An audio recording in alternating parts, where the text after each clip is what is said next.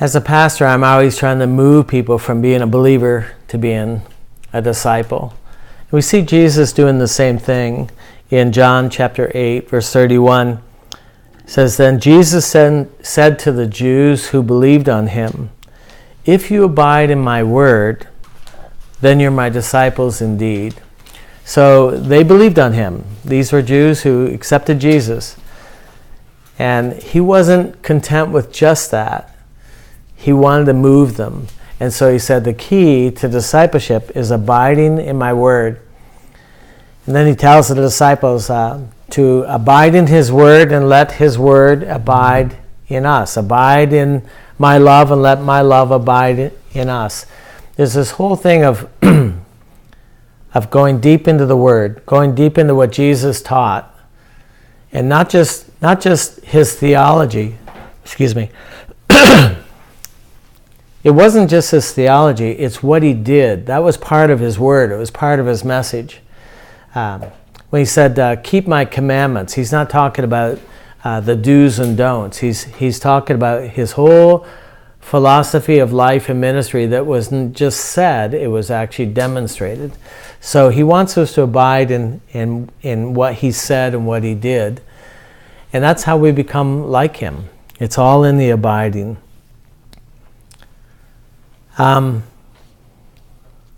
There are people who say, Lord, Lord, but they don't do what Jesus said. And he said, why do you call me Lord, Lord, and don't do what I say?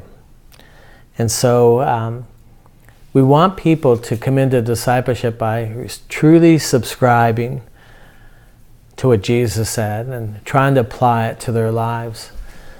You're not my disciples. I don't have disciples. I'm trying to get people to become disciples of Jesus Christ.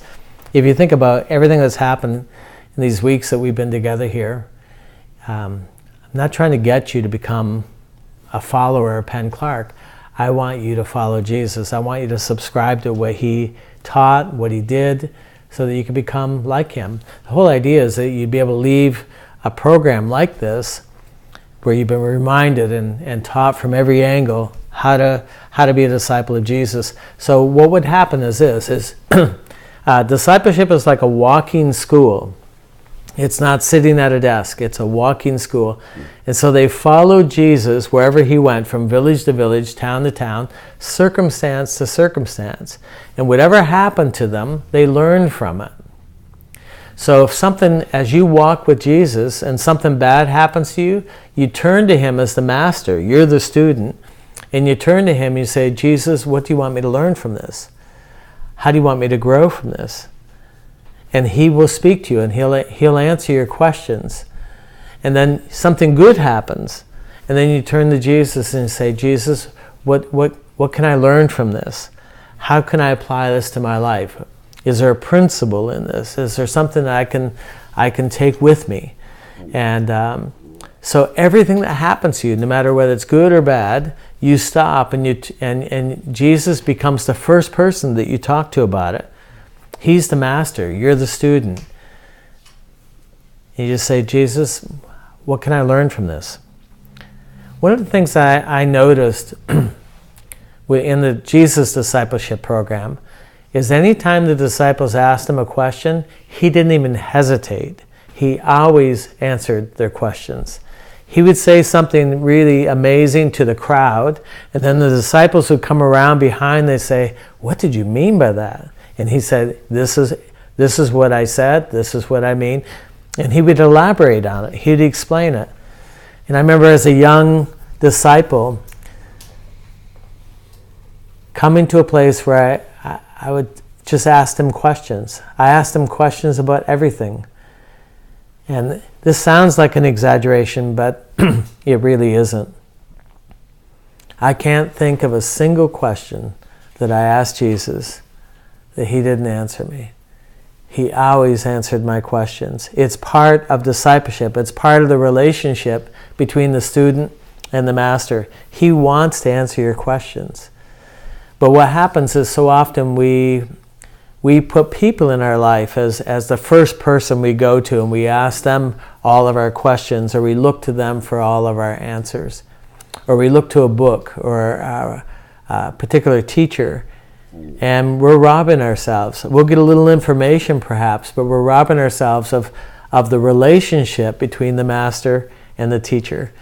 And Jesus is the master. We want you to get that down in your heart. We want you to take that with you everywhere you go, so that no matter what hits you, no matter what happens, you can turn to Jesus and say, what can I gain from this? How can I grow from this? What can I learn? I want to study you. Find out what you did. Find out what you want me to do. Here's the thing about discipleship as well, is that Jesus said, the disciple is not above the master. Whatever happened to me will happen to you. And it really will. If you follow Jesus, I mean, you can park in a pew and be a believer and avoid a lot of conflict, a lot of difficulty, and really not have much happen to you. I suppose that's possible. But if you're going to really imitate Jesus and really follow Jesus, stuff will happen to you. You would think that the more you become like Jesus, the more people would like you. That's not true. Just the opposite will happen. You would think if you come into more of the power of God, that people would like you more. That's not true. So often just the opposite happens. Jesus invites us into a relationship, but he says, here's the deal. Whatever happened to me is going to happen to you. If you go for this completely, what happened to me will happen to you. And so then when it does happen, you turn to him and you say, Jesus, I've just been rejected by my friends. I've been forsaken. Someone who is really close to me, and we ate out of the same Burger King bag, and now they've rejected me, and they're speaking against me, and they're lying about me. Well, that happened to Jesus, and so he becomes your point of reference, doing what he did, learning how to turn the other cheek, learning how to forgive, learning how to bless rather than cursing, learning how to love them anyway. Jesus will teach you that. He'll walk you through that as part of a school of learning. And he wants to do that, but he requires first. He wants to be first. He wants the priority of your life. He wants you to turn to him first. When I was a young disciple one time, I liked a particular author. I loved his books, and any chance I could hear an audio tape of him teaching, I would collect these. And there were several of us at the time who were subscribing. In fact, everyone chipped in, and we bought a ton of tapes. And we're just listening to everything this guy was teaching. And then there's this moment that completely surprised me, where Jesus spoke to my heart and said, I want you to put this man's material on the shelf. And I didn't know why. And Jesus, in terms of discipleship, he doesn't often explain himself. He'll just tell you to do something or not to do something, but he doesn't always explain it. So he just said, I want you to put this man's teaching on the shelf. And so I did. And the other men who were in the same school of the Spirit with me, they did it as well. They heard from him that they were to do that as well. And I found out later that when I was in a difficulty, I would find myself thinking, what did that man teach? How do I apply what he taught to this circumstance? And my first recourse was about what this man said. And I realized I used to think, what did Jesus say? And what would Jesus do in this circumstance? And I had switched out to a person. And I felt so bad about that.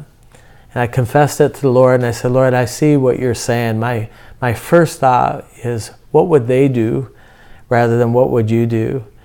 And so as I abstained from that teaching for a period of time, and it wasn't him saying I could never read his books again. He just said the priority had switched. And as I abstained for a period of time and went back into everything in red, everything that Jesus did, I found that my first response started being, what would Jesus do in this circumstance? What did Jesus say about this now that I've hit this circumstance? And it kind of righted my heart in terms of priority.